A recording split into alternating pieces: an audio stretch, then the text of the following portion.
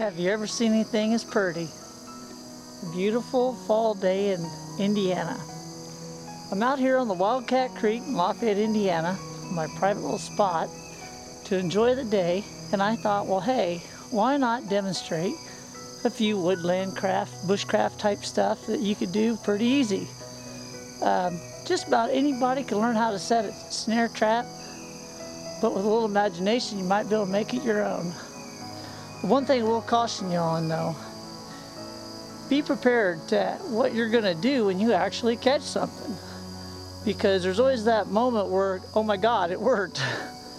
A lot of people aren't prepared for that. Either let the animal go or dispatch it quickly if you plan on utilizing it. The one thing I can say is, like in Indiana, we have rules and laws that say if you're setting traps, you have to check them every 24 hours. But with that said, let's play a little bit in the woods. Okay, now, the first trap I'm going to show you is probably the most basic. It's a good one to learn on the first start off with. It's called a twitch up. Now you need to find a sapling, something along a trail, and take all the small branches off. Now, this tree here is just, it looks like it's died this year, so I don't mind doing this to it. But anyway, by taking off the extra branches, it'll make it whip through the air faster. So we'll do that to begin with.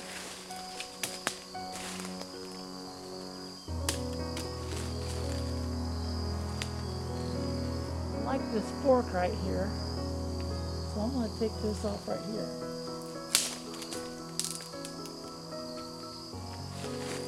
And this will be the start of our twitch up. I'll cut the components and then show you. So I've got the components made. I've got a big tall U-shaped, Y-shaped stick. And I got a couple of sticks. And I put like points on them. And that'll help them trigger a lot easier. Now I might have to adjust just how pointy they are as I go. But I want this thing to trigger fairly easy. So let's take a look at the setup. I found a trail cutting through the woods here, going to the creek. Right next to my tree. Now I don't want to put this right on the trail. I want to put it right off the trail where they'll kind of go, oh, what's that? I'll do the setup and then I'll show you exactly how it works. Okay, so here's the set. I have the trigger stick sitting on top of the pointed bait stick back there. He has to stick his head through the front because I got twigs around it. And I could throw leaves around that and stuff. But here's the trail. They could come down the trail and go, huh, that smells good. I want to try some. Now my stick got caught, but you can see where it traps him by the neck. Now he'll run around. If I would have made my string shorter, it would have pulled him off the ground. But either way, he's going to strangle in that. So that's a twitch up. It's not rocket science. Just simple leverage and ropes. Now we'll look at a different set. Okay, now I've got another variation on how to make the snare. I think that'll help you when you're out here and you're using parachute cord like me. A lot of times if you just try to make a loop and you put the parachute cord through it and you're trying to hang it, it'll want to just fall down. Watch. See, I got a loop and I hung it in here. Boom. It won't stay open for you.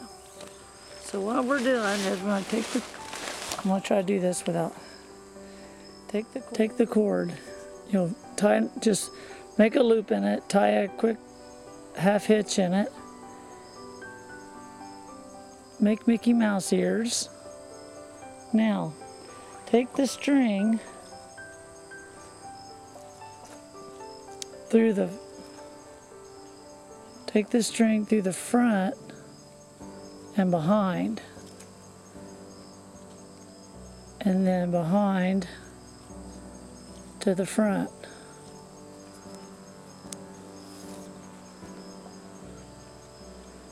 Like this. Now when you pull it up, you've got a little slider deal. So that no matter where you set your snare,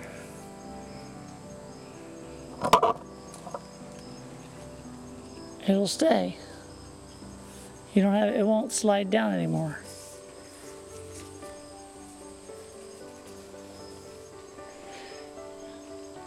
See, stays open. Okay, so now since I've got my handy dandy loopy deal that won't fall on me. Okay, now I'm going to show you how I set what's called a trindle spring snare. And it works off a bed of twigs and a spring snare mechanism like I usually use the sapling. So let me show you the setup.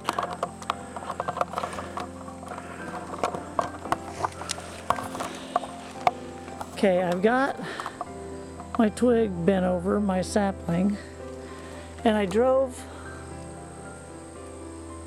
one side of a fork branch in the ground, one side of the fork in the branch. Now, one thing I noticed about this fork, it had a crook in it. You ain't driving a crooked stick straight in the ground, but that's okay. It makes it blend in more with the, look more like the surroundings. I put a twig in the top and a twig in the bottom, and I put the twig, the trigger here, but drape this over. Drape this for the snare. I'm going to take the ground here, kind of clear it off. I don't want anything in the way. So I kind of clear the area up. Now I'll set it up and show what I'm doing. 2 cross sticks, wedged in with my the stress of my trigger stick. I got the lasso laying on top of the sticks. I'm going to camouflage it with leaves and show you what it looks. So that's how your basic trindle snare trap works. You want to try to funnel the animals to where your trap is without looking too like you're trying to funnel them through. But just pile natural limbs and brush and leaves and things around. They'll do it. They're animals. They don't think like that we do. Anyway, there's a lot of other snares I'd like to show you. I don't know if I'm going to have much time, but I'll see what else I can work out. We got it all set up. I'll show you, and this is just a fun trap. I don't know that I ever really even use this except for just for playing around. Anyway, check it out. I've got a line across the trail. Now I could use some thin bank line so you wouldn't see it, or hide it in the leaves. And it goes off of a stick, goes back to that stick, and comes over and grabs onto the trigger stick. Now the trigger stick is holding the stick back that's holding the line, the bow and arrow, so that when this trigger stick's removed, it shoots it out. Now I would lead the arrow in front of the bank line so that it would go, you know, it would, because a person goes or animal goes through this, they're going to be through it, and you want to hit them before they get gone. So